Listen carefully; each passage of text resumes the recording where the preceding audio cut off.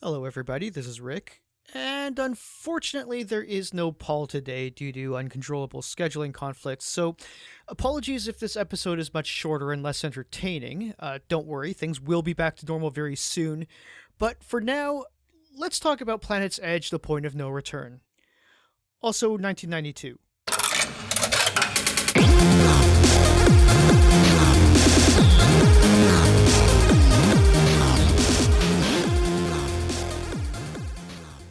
We generally try not to do straight up retro reviews on our show, but we also try to be a bit more than what you would find with some basic Wikipedia research. Now, that being said, it's fairly important to set the context of Planet's Edge by talking a bit about one of the most significant years in PC gaming history, 1992. It's one of the most important and iconic years of the classic gaming era because 1992 saw games like Ultima 7, Star Control 2, Dune and Dune 2, Fate of Atlantis, Star Trek 25th Anniversary, Alone in the Dark, Mortal Kombat, Wolfenstein 3D. Yes, I am reading this off a list. Bear with me here for a second. I can't remember all of these. Sorry. Quest for Glory 3, Dark Seed, Shining Force, Flashback, Evo, Super Mario Kart, and Night Trap. But without going too far into detail about each title individually, it's suffice to say that even if arguments can be made for other years to have a stronger lineup of game releases, classic gamers will pretty clearly see that 1992 provided a lot of genre templates that are still very notable in their impacts in games to this day. Uh, the problem is that when there's a risk to being innovative, and as a result, a lot of those games really didn't age quite as well. Some of them did, not all of them did though. So if you do try to go back and play some of those games today, to say the very least, your mileage is going to really vary. Now, these are also times when people would only really get to play a handful of games in every given year. So it's pretty safe to say that if you were neither very high profile or attached to a franchise or doing something really new and exciting, it'd be very easy to get overlooked if you came out in this year. And that brings us to Planet's Edge: The Point of No Return. It's a very pulp sci-fi style of game, which can be very accurately described as a nice jack of all trades. The starship battles were a stripped down version of Star Control combat minus a lot of the depth. The adventure RPG exploration sections borrowed very heavily from the Ultima 6 engine in the same year that Ultima 7 came out and blew Ultima 6 out of the water. And the episodic plot structure was very similar to Star Trek 25th Anniversary, but without being able to carry the banner of the major franchise. It's actually kind of interesting that they came out in the same year, so they obviously, neither one of them was ripping each other off, but they really both went for that adventure game with episodic sections where you kind of go through each little section is its own mini kind of short story adventure before you move on to the next one. The sad thing is that Planet's Edge actually even pulled it all off pretty well. It had clunky controls. The graphics were kind of hit or miss. Like the RPG sections, the graphics were really not that great, but everything else was actually really cool. If you are inclined towards that VGA style, I think it's one of the better examples of really good VGA graphics to capture the nostalgia of that time period. And honestly, it could really have made a strong and convincing claim to be a major influence on sci-fi RPGs like Knights of the Old Republic or Mass Effect, aside from the fact that it's kind of hard to believe that anybody who worked for BioWare has ever actually played Planet's Edge, simply because it's so unknown. For example, even in the mid 2000s, like a few years after GameFAQs was in full swing as being like this definitive database of almost every video game ever released, I remember trying to look up Planet's Edge and there was no record of its existence.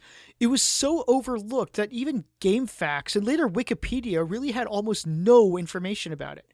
Nowadays there's a little bit more out there, but it's still not really a game you expect anybody to have heard of, let alone played. So like I said before, its biggest crime really is just that it came out just a little too late to make any real impact, because nothing it did was particularly ahead of its time. It was either contemporary or even just a little bit behind. And so it didn't really have very much to sell itself on other than, I guess, the fact that it was apparently from the creators of Might and Magic. So it would be really weird to think of what the experience would be like to play it today if you were playing it for the first time. I mean, people like me who are equipped with 90s nostalgia glasses would probably actually appreciate it a bit more now than when it came out, because it was already pretty lost in the shuffle at the time it came out. But at the same time, Planet's Edge was greater than the sum of its parts because each of its parts weren't that great when left to stand on their own. The combat was, like I said, it was just a stripped down Star Control without a lot of the depth of gameplay that Star Control had in their space combat. You know, you had lasers, you had missiles, basically all the spaceships had the same weapons and armor to choose from. It's just you can customize how you load it up. You want to be a little bit more speed focused, more cargo centric, or if you want to be a bit more of a gunboat. But there wasn't the same kind of uniqueness to each craft that Star Control 2 had. Like, really, the only thing different between the different classes of spaceship you use is the capacity. So how much you can load it up, how much cargo space it can have. And likewise, enemy ships are basically the same template. They all look different and unique, but they basically have access to the same weapons and shields that you do, just different loadouts. So it really kind of lacks that uniqueness of each ship in that Star Control and Star Control 2 had, where they had their strengths and their weaknesses and special attacks. And in Star Control, each ship had this unique personality to it.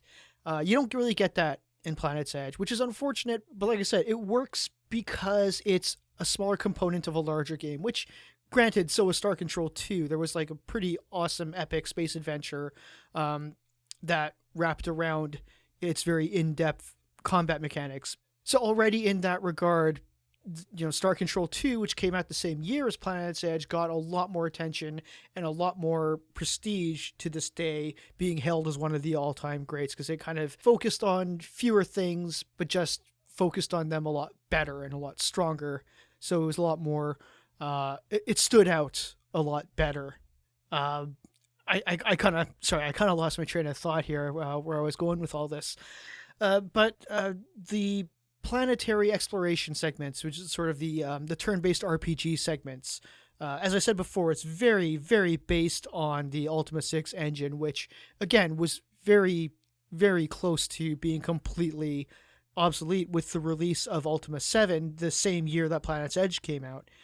So, again, I don't really want to turn this into a retro review, but and I guess there is one part of the game that I did find was actually pretty unique, for better or worse. You control these 4 characters who are your away team party, your bridge crew. And their stats, because it's an RPG, so it's very stat-based. The stats are actually pretty stationary throughout the entire game unless you choose to re-roll them. So they don't level up. The stats don't increase. You might get some extra armor depending what you're wearing. Weapons have different values and that sort of thing, but your actual base stats are basically unaffected. So if you aren't happy with your character, you have to re-roll them entirely. So you have to actually go back to your home base on the moon, and you have to activate a cloning machine that just creates an entire new clone with randomized stats and abilities. So you get no control over customizing the stats to your liking. Your only options are to either keep the character or re-roll. And if you re-roll, you pretty much just throw away the last one and just completely re-roll the new one. So I don't know. Personally, I think that's a pretty cool idea given the context of the setting. Obviously, it doesn't work in a fantasy RPG. That just doesn't work at all. But in the sense of a sci-fi, it's kind of cool that you can clone them, but you just have no real control over how they're going to turn out. So this is the amusing part. I always wondered exactly what was going to happen to literally dozens and dozens of clones of each character that I was basically just throwing in the trash just so I could get some better points and weapon skill or navigation or something. And I'll be honest, it's it's hard to really call this game underrated because pretty much everybody I know that has actually played it pretty much enjoyed it as much or more than I did. The problem is just that it's slipped under the radar, so there aren't very many people out there who have just played it at all, and it's tough to really recommend it in 2019 because I admit the controls and some of the gameplay can be pretty frustrating at times, but I guess the reason why I wanted to spotlight it here is because it really is a game that should have been a lot more impressive than it was when it came out. It just happened to come out in one of the most impressive years of the classic gaming era. So, yeah, don't do a murder.